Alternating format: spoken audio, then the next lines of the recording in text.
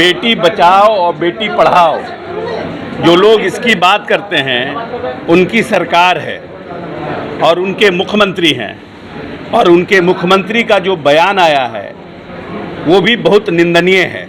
प्रधानमंत्री जी, गृह मंत्री जी सब काम कर रहे हैं, लेकिन मणिपुर में जो उनकी सरकार है वहाँ 1 महीने से लगभग अशांति पूरे प्रकाष्ठा पर है। जदयू को लोग ये डिमांड करते हैं कि प्रधानमंत्री को खुद मणिपुर जाना चाहिए और मणिपुर की घटना को और मणिपुर की जो जनता है उसमें शांति बहाल करने का प्रयास करना चाहिए। नमस्कार, आप देख रहे हैं लाइव बिहार में हूं आपके साथ असलम अब्बास। मणिपुर की घटना को लेकर पूरे देश में राजनीतिक बवंडर मचा हुआ है। सत्ता पक्ष हो या विपक्ष, सभी लोग इस घटना को लेकर काफ़ी गुस्से में है।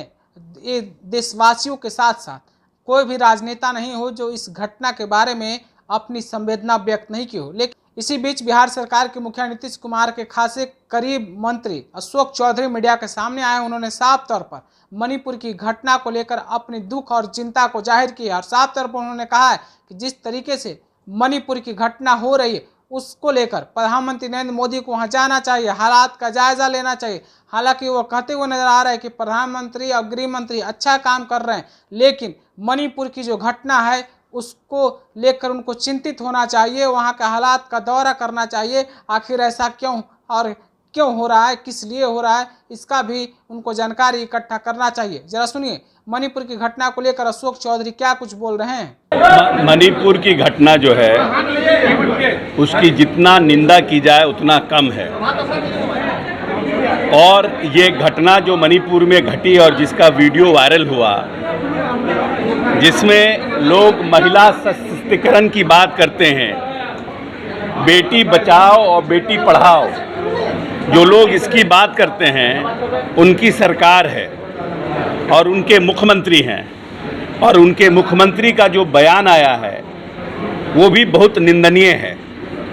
मुख्यमंत्री का बयान लगता है कि मुख्यमंत्री पूरी घटना से संवेदनशीलता नहीं रखते हैं, और हम जदयू को लोग ये डिमांड करते हैं कि प्रधानमंत्री को खुद मणिपुर जाना चाहिए और मणिपुर की घटना को और मणिपुर की जो जनता है उसमें शांति बहाल करने का प्रयास करना चाहिए। प्रधानमंत्री जी, गृह मंत्री जी सब काम कर रहे हैं, लेकिन मणिपुर में जो उनकी सरकार है वहाँ 1 महीने से लगभग अशांति पूरे प्रकाष्ठा पर है। उसके बारे में न भारतीय जनता पार्टी के किसी नेता का कोई बयान आया है, न भारतीय जनता पार्टी के शीर्ष नेताओं ने उसके प्रति अपनी संवेदना व्यक्त की है। सिर्फ ये कह देने से कि किसी भी लोगों को छोड़ा नहीं जाएगा, हमको लगता है कि ये पर्याप्त नहीं है। किसी न किसी तरह से पूरी तरह से मणिपुर में शांति बहाल हो, जल्द से जल्द बहाल हो, मानवता की वहाँ रक्षा हो। नहीं, हम तो कह रहे हैं कि वहाँ पूरी तरह से वहाँ की व्यवस्था चरमरा गई है, और राज्य सरकार, क्योंकि ये घटना लंबे समय से चल रहा है और राज्य सरकार स्थिति को नियंत्रण करने में सक्षम नहीं हो पा रही है, इसलिए केंद्र सरकार को इसमें इंटरवेन करना चाहिए। और केंद्र सरकार को, केंद्रीय नेतृत्व को मणिपुर, क्योंकि भारतीय जनता पार्टी के पास है, इसलिए तत्काल इंटरवेन करके शांति बहाल मणिपुर में करना चाहिए।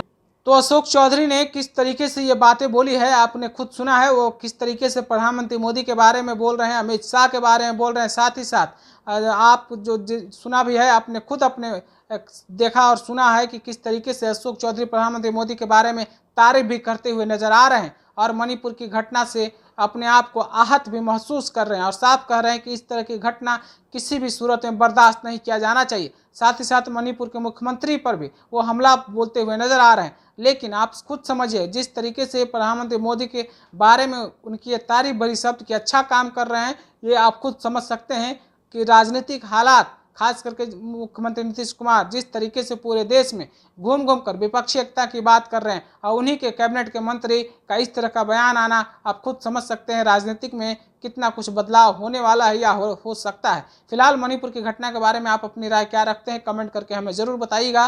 दूसरी खबर के लिए बने रही लाइव बिहार के साथ। आपका बहुत बहुत धन्यवाद। लाइव बिहार यूट्यूब पर सब्सक्राइब और फेसबुक पर लाइक ज़रूर करें।